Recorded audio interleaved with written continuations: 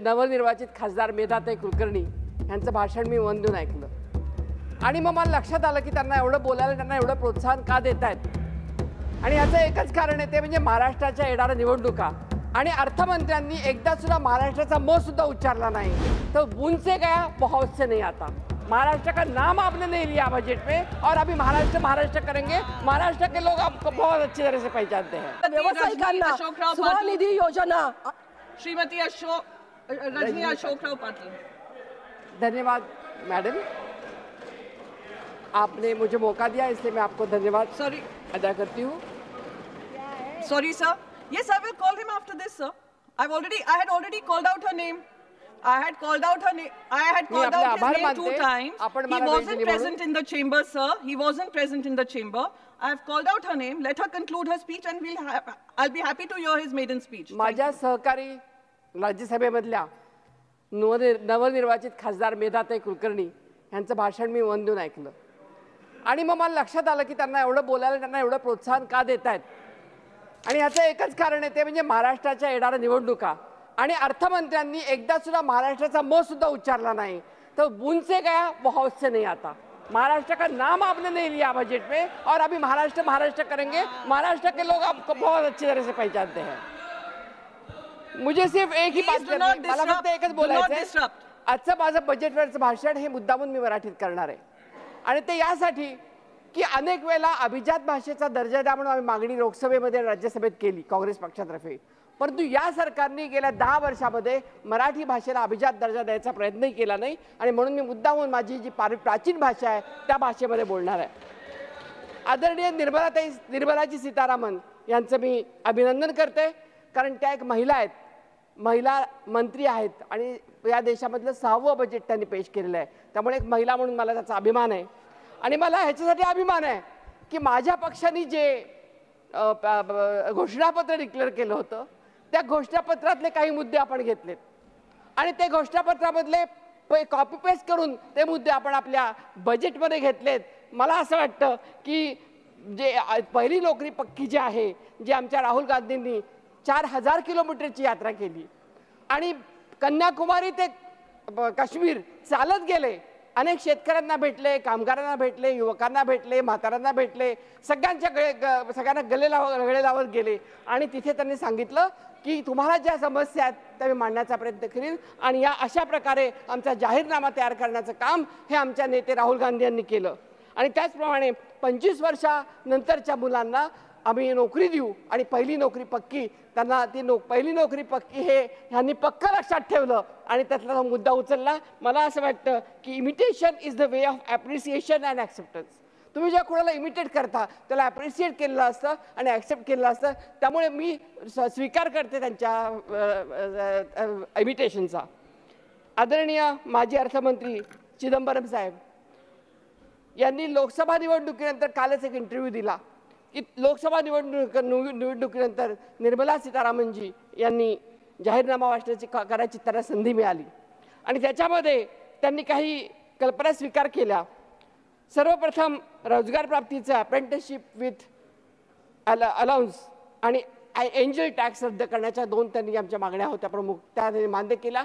त्याबद्दल आम्ही आभारी आहोत त्यांचे. परंतु यांना घरचा आहेर मिळालेला आहे.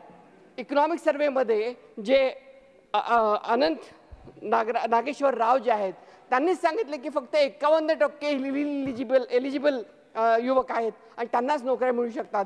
त्यामुळे आता जो मेधाताईंनी प्रश्न उपस्थित केला की बाकी मुलांना आमदार निवासच्या इथे जायची काय गरज, आमदार निवासपर्यंत ते जातात कारण त्यांना कुठे नोकरी मिळत नाही म्हणून त्यांना जावं लागतं. तो त्यांचा नाईलाज असतो, तो त्यांचा चॉईस नसतो. आणि त्यामुळे मला या ठिकाणी सांगावंसं वाटतं की अनेक अर्थमंत्री या देशात होऊन गेले. अगदी लियाकत अली खान पहिले आपले अर्थमंत्री, त्यापासून ते जॉन मथाई, सी.डी. देशमुख, कृष्णम्माचारी, यशवंतराव चव्हाण साहेब, प्रणव मुखर्जीजी, यशवंत सिन्हाजी, पी चिदंबरम, डॉक्टर मनमोहन सिंग, अरुण जेटली असे अनेक मोठे मोठे लोक फायनान्स मिनिस्टर होऊन गेलेत. आणि या सर्वांची मांदियाळी ह्या देशाला पुढे नेण्याचा, विकास करण्याचा प्रयत्न त्या देशाने या लोकांनी केलेला आहे, हे आपण मान्य केलं पाहिजे. 24 जुलै 1991 हा दिवस आपण लक्षात ठेवला पाहिजे. कारण 24 जुलै 1991 बरोबर 33 वर्षापूर्वी या देशामधला पहिला अर्थसंकल्प डॉक्टर मनमोहन सिंगांनी फायनान्स मिनिस्टर म्हणून मांडला आणि त्यामध्ये तो अर्थसंकल्प केवळ अर्थसंकल्प नव्हता ताई मॅडम, तर तो एक मोठा लँडमार्क होता. तो अर्थसंकल्प हा क्रांतिकारी होता. तो अर्थसंकल्प हा एका नवीन क्रांतीची, औद्योगिक क्रांतीची सुरुवात होती. आणि ह्या सर्व बदलाचे वारे वाहत असताना या देशाला एक वेगळं स्वरूप देण्याचं काम, वेगळी वाट दाखवण्याचं काम डॉक्टर मनमोहन सिंगांच्या पुरोगामी नेतृत्वाखाली झालेलं हे आपल्याला इथे सर्वांना मान्यच करावं लागेल. कंटिन्युटी विथ चेंज ही त्यांची मूळ कल्पना होती आणि तीच आत्तापर्यंत चालत आलेली आहे. अशा अनेक कल्पना पुढे आल्या. माझी अर्थमंत्र्यांना विनंती आहे की सर्व राजकीय अभिनिवेश दूर ठेवून देशामधल्या काँग्रेस असतील, इंडिया ब्लॉकची लोक असतील किंवा देशामधल्या अजून अनेक बुद्धिमान लोक असतील, त्या सर्वांना एकत्र घेऊन आपण कुठेतरी या सर्व अर्थसंकल्प तयार करताना सर्वांचा सल्ला घेतला पाहिजे असं मला प्रामाणिकपणे वाटतं. बेरोजगारीच्या विषयी मला बोलावं असं वाटतं. कारण आत्ताचं जे भाषण मी ऐकलं त्याच्यामध्ये मला थोडा वेळ कळलं नाही की महाराष्ट्राच्या विधानसभेमध्ये आहे का राज्यसभेमध्ये आहे. कारण ही राज्यसभा ही देशाचे प्रश्न मांडायची आहे. ह्याच्यामध्ये आपण देशाचे प्रश्न मांडत असतो. त्यामुळे मला असं वाटतं की ताईंना माझा सल्ला आहे की आपण ज्याला देतो, तुम्हाला कदाचित तुमच्या पक्षाच्या लोकांनी सांगितलं असेल निवडणुका आल्यात, पण निवडणुका आल्यात तर निदान महाराष्ट्राला बजेटमध्ये महाराष्ट्राचं नाव तरी घ्यायचं. साधं महाराष्ट्राचं नाव सुद्धा घेऊ शकला नाही. बेरोजगारीचा हा जो अकराळ विक्राळ प्रश्न आहे तो महाराष्ट्रामध्ये एक उदाहरण देऊ इच्छिते. पोलीसची भरती होती आणि आमच्या बीड जिल्ह्यामध्ये पोलीसच्या भरतीसाठी ज्याला लोक जिल्ह्याच्या ठिकाणी गेली, मुलं त्यांच्याकडे पैसे नाहीत, कसे बसे बीडपर्यंत जिल्ह्याच्या ठिकाणापर्यंत पोहोचले, खाण्यासाठी पैसे नाहीत आणि ज्याला पळायला लागले ते, कारण पळून त्यांची ती शारीरिक परीक्षा द्यावी लागते. अनेक विद्यार्थी चक्कर येऊन पडले, 1-2 मुलं तर मेली त्याच्यामध्ये. तर अशा परिस्थितीमध्ये ही नोकरीची त्यांना एकच दिसलं होतं की मी जर पडलो, मी जर माझं गोल गाठलं तरच मला नोकरी मिळणार, तर मला नोकरी मिळणार नाही. ही बेरोजगारीची खरी परिस्थिती आहे, वस्तुस्थिती आहे आणि आपण अमान्य करून चालणार नाही. काही हजार पोस्ट असतात, लाखो अर्ज येतात, ही वस्तुस्थिती आहे. आपण त्या लाखांवर कसं चालू रोजी पिक्चर तयार करायचं आणि खोटं बोलायचं हे काय मला पटत नाही. आणि त्यामुळे मी अगदी प्रामाणिकपणे आणि विनम्रपणे सांगते की ह्या सर्व गोष्टी आपल्याला लक्षात घेतल्या पाहिजेत. CMIच्या पाहणीनुसार ऑल इंडिया अनएम्प्लॉयमेंट रेट हा 9.2% आहे. WPI इन्फ्लेशन म्हणजे wholesome price index 3.4%, CPI consumer price index हा 5.1% आणि फूड इन्फ्लेशन हे 9.4% आहे. या सर्व आकड्यांच्या जाळ्यात न पडता साध्या महिलेच्या भाषेमध्ये, गृहिणीच्या भाषेमध्ये मी एकच सांगेन की आम आदमीच्या भाषेमध्ये की सर्व भाज्या 2 डिजिटमध्ये मिळतात. टोमॅटो 3 डिजिट पार केलेलं आहे टोमॅटो घ्यायचं झालं तर. ही आमची दररोजची परिस्थिती आहे. आणि इंटरनॅशनल मार्केटमध्ये क्रूड ऑइल कितीही स्वस्त झालं किंवा कमी झालं तरी पण आमचं डिझेल, पेट्रोल, गॅस काही स्वस्त होत नाही, ही वस्तुस्थिती आहे. आणि त्यामुळे मला या ठिकाणी एवढंच सांगावंसं वाटतं की आमच्या ज्या महिला आहेत, या सभागृहातल्या असतील किंवा या देशामधल्या महिला, या अष्टभुजा असतात. आपण अष्टभुजेची पूजा करतो की त्या अष्टभुजा आहेत. आमच्या महिलासुद्धा अष्टभुजा आहेत, 8 भुजा आहेत तिला. आणि एकाने स्वयंपाक करते, एकाने मुलांना बघते, एकाने नवऱ्याकडे बघते, एखादी इथे येऊन भाषण करते. हे सर्व आम्ही करत असतो. अष्टभुजा महिला करत असतात. आणि महिला वर्किंग वुमेन्स हॉस्टेलची जी फायनान्स मिनिस्टरनी योजना केलेली आहे चांगली आहे. पण अशी किती वर्किंग वुमेन्स तुम्ही बांधणार हॉस्टेल? देशातली लोकसंख्या किती आहे? तुम्ही किती वर्किंग वुमेन हॉस्टेल बांधणार आहात? त्यामुळे मला असं म्हणायचं आहे की आर्थिकदृष्ट्या जोपर्यंत महिला स्वतःच्या पायावर उभं राहत नाहीत तोपर्यंत महिला ह्या स्वतंत्र झाल्या तसं आम्ही समजत नाही. महिला ही स्वतंत्र होणार नाही. आणि त्यामुळे महिला आरक्षण हा विषय तर वेगळाच आहे. परंतु मला आता सुदैवानं माझ्या शेजारी माझी महिला मंत्री बसलेल्या आहेत, त्यांच्याबरोबर काम करण्याचा मला योग आलेला होता. आणि त्यांनी बचत गटांसाठी खूप मोठं जाळं या देशामध्ये विणण्याचं काम त्यांच्या काळात केलं होतं. त्यामुळे या बचत गटाच्या माध्यमातून मी स्वतः सेंट्रल सोशल वेलफेअर बोर्डाचे अध्यक्ष होते. मी स्वतः महिला आर्थिक विकास महामंडळाचे अध्यक्ष होते. आणि त्यावेळेला अनेक महिलांना आम्ही बचत गटाच्या माध्यमातून एकत्र आणलं. आणि बचत गटाच्या माध्यमातून त्या महिलांना त्याच ठिकाणी काम मिळतं, त्यांना घर सोडता येत नाही, मुलांना सांभाळून ते काम करता येतं. अशा पद्धतीने जर आपण काही केलं तर निश्चितपणे आपल्याला चांगल्या प्रकारे महिलांना उभं करता येईल अशी माझी सूचना आहे. तर आपण विचार करा त्याच्यावर. आज नारी शक्ती वंदन अभियान कारण नाव एवढं अवघड ठेवतात, हे नारी शक्ती वंदन करतात परंतु नारीला विचारत नाहीत. आज एक राजीव गांधींच्या दूरदृष्टीमुळे केवळ आम्हाला आरक्षण मिळालं. आज आमच्यासारख्या महिला जिल्हा परिषद असू देत, ग्रामपंचायती असू देत, नगरपालिका असू देत, महानगरपालिका असू देत, ह्या सर्व ठिकाणून निवडून आल्या ते फक्त राजीव गांधींनी 33% आरक्षण आम्हाला दिलं म्हणून. आणि नंतर हे आरक्षण ज्याला लोकसभा राज्यसभेमध्ये आणि विधानसभा विधान परिषदेमध्ये आम्ही मागितलं त्याला ते आम्हाला मिळू शकलं नाही. अनेक वर्ष ते घोंगडं भिजत पडलं. परंतु आज मागे वळून बघितलं तर मागच्या वेळेला ज्याला या सभागृहामध्ये पहिल्यांदा आम्ही प्रवेश केला त्याला मोदीजींनी मोठा ढोल राजा गाजवत सांगितलं की नारी शक्ती वंदन अभियान. पण ते कधी 2029 10 वर्षांनी मिळणारं जे आहे आम्हाला 10 वर्षांतर जर झालं सेन्सेस तर नाही तर अजून पुढे जाणार. म्हणजे तुम्ही देता कधी ती बिरबलाची खिचडी पकवण्याची जी गोष्ट आहे ना ती तंतोतंत लागू होते की आज तुम्ही डिक्लेअर करता सगळ्या लोकांना बोलवता चर्चा करता आम्ही सगळ्यांनी भाषणं केली आणि नंतर तुम्ही म्हणणार तुम्हाला ते नंतर मिळणार आहे 2029 मध्ये. हे चुकीचं होतं आहे. मला असं वाटतं की नारी शक्तीचं अभियान जे आहे त्यांनी त्याचं स्प्रेड केलं पाहिजे. लवकरात लवकर त्याची लोकसंख्या हे वाढवली पाहिजे. लोकसंख्येचं संरक्षण केलं पाहिजे आणि ह्याच्यामध्ये काम केलं पाहिजे. शेतकऱ्यांच्या बाबतीमध्ये मी बोललं पाहिजे कारण मी स्वतः शेतकऱ्याची मुलगी आहे.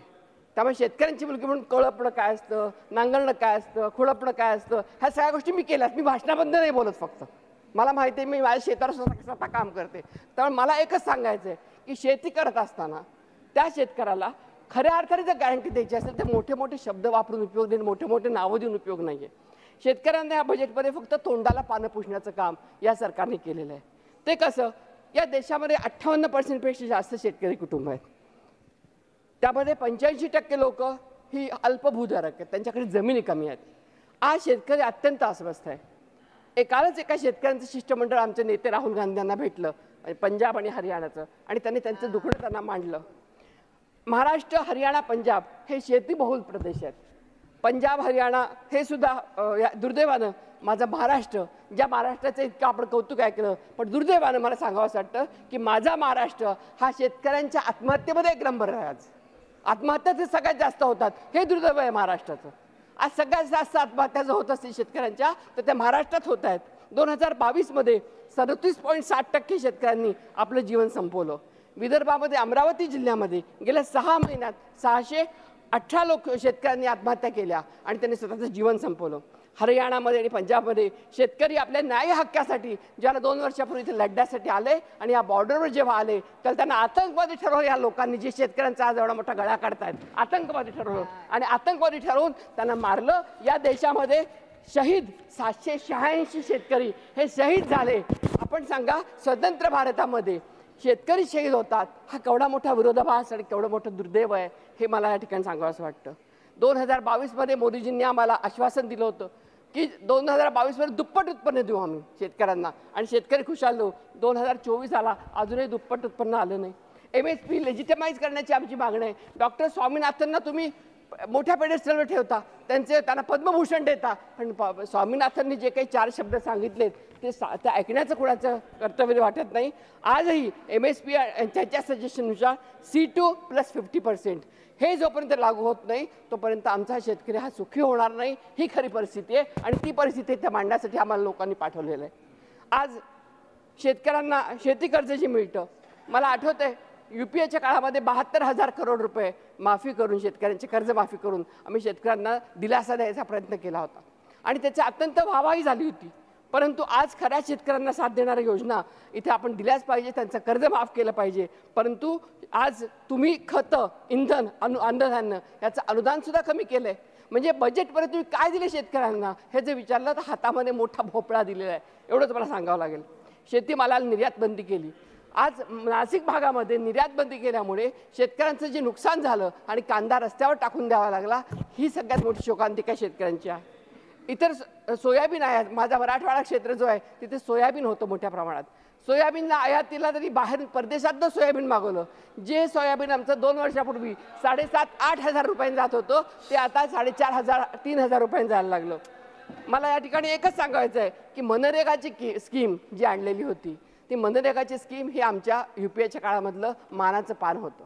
दुर्दैवानं नरेंद्र मोदी साहेबांनी त्याची हेटाळणी केली आणि एकदा भाषणात मी त्याला होते राज्यसभेमध्ये हेटाळणी करून म्हणले की हे मी खराब नाही करणार मी असंच ठेवणार कारण मला काँग्रेसच्या फेल्युअरचं उदाहरण म्हणून लोकांना दाखवायचं आहे. पण त्यांचं दुर्दैव एवढं की कोरोनाच्या काळामध्ये तेच फेल्युअर कामाला आलं आणि आमच्या लोकांना त्याच्यातनं जीवन मिळणं ते मेले नाहीत त्यांना जीवन मिळालं. हे दुर्दैव आहे त्यांचं आणि आमचं सुदैव आहे. मला मनरेगा सांगत असताना मला असं वाटतं मनरेगाचं जे बजेट आहे त्या बजेटमध्ये मॅडम वाढ केली पाहिजे. त्यांना बजेट वाढलं तरच शेतकरी टिकू शकेल. कारण आता सुद्धा महाराष्ट्रामध्ये अथवा बाकीच्या ठिकाणी काही ठिकाणी अतिपाणी आहे, काही ठिकाणी दुष्काळ आहे. तर त्या लोकांना कुठेतरी जगवण्याची सोय आपल्याला करावी लागणार आहे. महाराष्ट्रात फार मोठा असंतोष आहे. आपण इथे कसं बघता आम्हाला माहीत नाही, पण दिल्लीवरून जे बघतात तसं चित्र महाराष्ट्रात नाही आहे. फार मोठा असंतोष आहे. ग्रामीण भागामध्ये शेतकऱ्यांची लेकरं रस्त्यावर आलेली आहेत, न्याय मागत आहेत. आमच्या मराठवाड्यात श्री मनोज जरांगे पाटील यांनी आंदोलन उभं केलं आणि त्या आंदोलनाच्या माध्यमातून त्यांनी कालच त्यांचं उपोषण संपलं. मराठा, धनगर, मुस्लिम या सर्व समाजाला कुठेतरी न्याय मिळावा अशी ते अपेक्षा करतात. ते न्याय मिळवून द्यायचं काम हे आपण केलं पाहिजे, सगळ्यांनी मिळून केलं पाहिजे. त्याच्यामध्ये पक्षाचं भेद आणता कामा नये. आपण सर्व पोरांना, कारण ती मुलं गरिबाची आहे, शेतकऱ्याची आहे, त्यांना न्याय द्यायचं काम आपण केलं पाहिजे आणि सर्व घटकांना न्याय देईल असा प्रयत्न आपण निश्चितपणे सगळ्यांना करूया असं मला वाटतं. सेन्ससची मागणी राहुलजींनी केली आहे, कास्ट सेन्ससची. त्यांची पहिलीच मागणी आहे की कास्ट सेन्सस करा, म्हणजे आपल्याला कळून जाईल की कुणाच्या किती आहेत जाती आणि कशा पद्धतीने आपल्याला सेन्सस करायचं आहे. ते सुद्धा आपण मान्य केलं पाहिजे. सेन्सससाठी या अर्थसंकल्पात तरतूद नाही आहे. आणि जर सेन्सस नाही झालं तर आपण जे 12-13 कोटी लोक या महाराष्ट्रातले, हे या देशामधले, हे जे दारिद्र्य रेषेच्या बाहेर आहेत अजूनही, त्यांना आपण कशी मदत करणार आहोत? ज्यांना फूड सिक्युरिटी बिलमध्ये आपण घेऊ शकलो नाही त्यांना कसं आपण फूड सिक्युरिटी बिलमध्ये घेणार आहोत आणि त्यांना कसं आपण मदत करणार आहोत? म्हणून सामाजिक आर्थिक म्हणजेच सोशिओ इकॉनॉमिक जनगणना, सोशिओ इकॉनॉमिक सेन्सस ही अत्यंत गरजेची गोष्ट आहे. महाराष्ट्राची फार मोठी भूमिका या देशाच्या अर्थव्यवस्थेला, मॅडम आपण मुंबईच्या आहात, आपल्याला माहिती आहे, महाराष्ट्राची फार मोठी भूमिका आहे. देशाची आर्थिक राजधानी ही मुंबई आहे आणि ह्या देशाच्या एकूण कॉर्पोरेट टॅक्सपैकी 40% income tax, 32% 40% corporate tax, income tax 32% आणि 20% GST हे एक नंबर महाराष्ट्राकडून आमचं या देशाला येतं, दिल्लीला येतं. आणि दिल्ली आम्हाला काय देते? 1 रुपयातले 7 पैसे जे आता बजेट आलेलं आहे. ह्याचा कुठेतरी तुम्ही याला मोठ्या बातम्या करता, मोठ्या गोष्टी सांगता, या गोष्टीचा कुठेतरी विचार करण्याची आवश्यकता आहे. आणि मला असं वाटतं की creative redevelopment of urban land spaces हा जो उल्लेख केला निर्मलाजींनी की आम्हाला creative redevelopment of urban land spaces, त्याच्यामध्ये धारावी आहे का? कारण धारावी हा फार मोठा प्रश्न आहे मुंबईचा. जर धारावीमध्ये तुम्ही क्रिएटिव्ह रिडेव्हलपमेंट करत असाल आणि त्या धारावीमध्येच तुम्ही पुनर्विकास प्रकल्पामध्ये जर एका मोठ्या उद्योगपतीला दिल्याची गोष्ट ही मला आमच्या कानावर आलेली आहे, अदानीला दिलेली आहे, मी स्पष्ट नाव घेऊन सांगते, तर मग ते दुर्दैवानं या देशाचं दुर्दैव आहे की मुंबईतली एवढी मोठी जागा जर आपण त्या एका मोठ्या उद्योगपतीला दिली तर हा देश कुठे जाईल हा देश हे विचारावं लागेल. आणि त्याच्यामध्ये परत कुर्ला, मुलुंड आणि खारसॉट पॅनलँड ह्याची सुद्धा त्यांनी मागणी केलेली आहे. मला असं वाटतं की हे सर्व स्पष्टीकरण ह्याच्यावर होणं आवश्यक आहे. महाराष्ट्रातले बरेच उद्योग मॅडम गेल्या 10 वर्षामध्ये या महाराष्ट्राच्या बाहेर गेलेले आहेत, दुसऱ्या राज्यात गेलेले आहेत. आणि हिरे उद्योग सुरतला गेलेला आहे गुजरातमध्ये. नंतर टाटा एअरबस निर्मिती प्रकल्प, वेदांत प्रकल्प ही गुजरातला गेलेला आहे. फॅक्सॉनची फॅक्टरी, वस्त्रोद्योग आयुक्त कार्यालय, अनेक महत्त्वपूर्ण संस्था, हे सर्व महाराष्ट्राच्या बाहेर नेऊन महाराष्ट्रावर जाणीवपूर्वक अन्याय करण्यात आला आहे. यांनी 2014मध्ये सांगितलं होतं कुठे नेऊन ठेवला आहे महाराष्ट्र माझा. आज आम्ही तुम्हाला विचारतो भूपेशजी, कुठे नेऊन ठेवला आहे महाराष्ट्र माझा, कुठे नेऊन ठेवला आहे? या संपूर्ण अर्थसंकल्पामध्ये माझ्या महाराष्ट्रासह छत्तीसगड, कर्नाटक, दिल्ली, हरियाणा, हिमाचल, झारखंड, तेलंगणा, उत्तर प्रदेश, केरळ, पश्चिम बंगाल या सर्व राज्यांवर सापत्न भाव ठेवला गेला. महाराष्ट्रामधलं सुद्धा या बजेटमध्ये उच्चारलं गेलं नाही. जे राज्य तुम्हाला मॅक्सिमम टॅक्स देतं, जे राज्य तुम्हाला भरपूर पैसा पाठवतो, त्या राज्याकडे तुम्ही दुर्लक्ष केलंय. कारण का त्या राज्याकडे तुम्हाला मतं मिळालं नाहीत. म्हणून मला एकच म्हणायचं आहे की ज्याला आपण ज्याला कोऑपरेटिव्ह फेडरलिझम म्हणतो त्याला आपण राजकारणाच्या पलीकडे जाऊन विचार केला पाहिजे आणि सर्व लोकांना एकत्र घेऊन महाराष्ट्र असो, गुजरात, सगळ्यांनी एकत्र आलं पाहिजे असं मला वाटतं. आणि या सर्व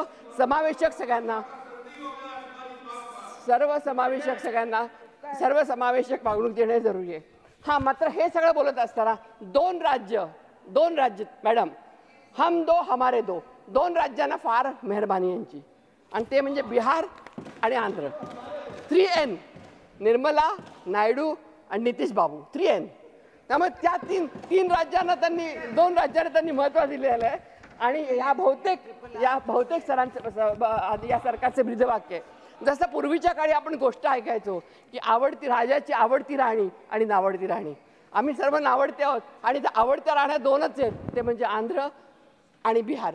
या दोनच राज्यांना सगळं दिलं जातं. विद्यार्थ्यांच्याबद्दल जर मी नाही बोलले तर हा अन्याय होईल आणि म्हणून विद्यार्थ्यांच्याबद्दल मला बोलावं लागेल 2 मिनिटं. कारण नीट आणि UGC नेट या बातम्या, पेपर लीक या सर्वसामान्य घरातल्या मुलांना उद्ध्वस्त करणाऱ्या बातम्या आहेत. जेव्हा खोटं नाटक करून IASच्या रांगेत सुद्धा लोक जाऊन बसतात, IASच्या खुर्चीवर जाऊन बसतात आणि त्याला कळतं नंतर की हे खोटं प्रकार करून ते आलेत, त्याला माझ्यासारख्या सर्वसामान्य जी घरातली मुलं आहेत, त्यांची मुलं आहेत, त्यांना कुठेतरी दुःख होतं. पण मला एक वाटतं की याच्यामध्ये UPSCच्या चेअरमननी जो राजीनामा दिला ते स्तुत्य आहे आणि Caesar's wife must be above suspension असं म्हणतो की आपण आधी त्याच्यावर शंका घेता कामा नये. कारण UPSC सारखी जर विश्वासार्हता नसेल तर या देशामध्ये उरणार कायम आपल्या हातामध्ये. येणारी सगळी नवीन पिढी बर्बाद होऊन जाईल त्याच्यामध्ये. हेल्थकेअरच्या बाबतीमध्ये मला एक फक्त 2 मुद्दे मांडायचे की संपूर्ण देशासाठी हा अत्यंत महत्त्वाचा इश्यू आहे आणि तो इश्यू करत असताना आयुष्यमान भारत नाही तर हे उद्ध्वस्त भारत आहे, अस्वस्थ भारत आहे. वर्ल्ड हेल्थ ऑर्गनायझेशनच्या अनुसार आरोग्यावर GDPच्या किमान 5% खर्च व्हावा असं अपेक्षित आहे. परंतु प्रत्यक्षामध्ये आपल्या देशामध्ये 1.9% फक्त आरोग्यावर खर्च येतो. आता मग अशी आमच्या एका सहकार्याने सांगितलं की आपण कर्ज टॅक्स भरताना आपण मोठे टॅक्स भरतो पण प्रत्यक्षात आपल्याकडे काहीच येत नाही. आज आरोग्याची अवस्था मागच्या वेळेस आम्ही राज्यसभेत बोललो होतो, अत्यंत वाईट अवस्था आपल्या देशामध्ये आहे आरोग्याची आणि त्याकरता आपल्याला काय काळजी घ्यावी लागेल. मलेशिया, श्रीलंका, थायलंड यासारखे देश सुद्धा आपल्या पुढे आहेत. या व्यतिरिक्त जे डायबिटीज आणि BP हे जे 2 रोग आहेत की ज्याच्यावर जीवनशैली निगडित आहे. ह्या जवळजवळ प्रत्येक 7 लोकांमध्ये एकाला डायबिटीज किंवा BP असतो. तर याचे जे औषध आहेत त्याच्यावर सुद्धा उत्पादन शुल्क कमी करणं हे आवश्यक आहे. तर त्यामुळे सर्वसामान्य लोकांना नक्कीच दिलासा मिळेल. विकसित भारताचा नारा देणाऱ्या या सत्ताधारी पक्षाने किती प्रताडित केले. आम्हाला नेहमी विकसित भारत मोठे मोठे नारे द्यायचे, विकसित भारत, अमुक इंडिया, स्टँडअप इंडिया आणि 400 पार, सगळे नारे हे फक्त जुमले आहेत त्यांचे, बाकी काही नाही. ऑल जुमला. विकसित भारतचा नारा देणाऱ्या सत्ताधारी पक्षाने आम्हाला किती जरी प्रताडित केलं तरी आम्ही 145 खासदारांना आम्हाला सस्पेंड केलं आणि त्याच्यामध्ये बिलं पास करून घेतली. आपलंही सस्पेन्शन झालं होतं. पण आम्ही सुद्धा ठरवलेलं आहे की अशा प्रकारे जर यांनी केलं तर आम्ही सुद्धा हलणार नाही. शाखों से टूट जाए, एकदा मागे मला वाटतं कपिल सिब्बल यांनी हे सांगितलं होतं, शाखों से टूट जाए वो पत्ते नहीं हैं हम, शाखों से टूट जाए वो पत्ते नहीं हैं हम, आंधी से कोई कह दे की हम औकात में रहे आप. धन्यवाद. आपण बोलून दिल्याबद्दल आभार. थँक्यू.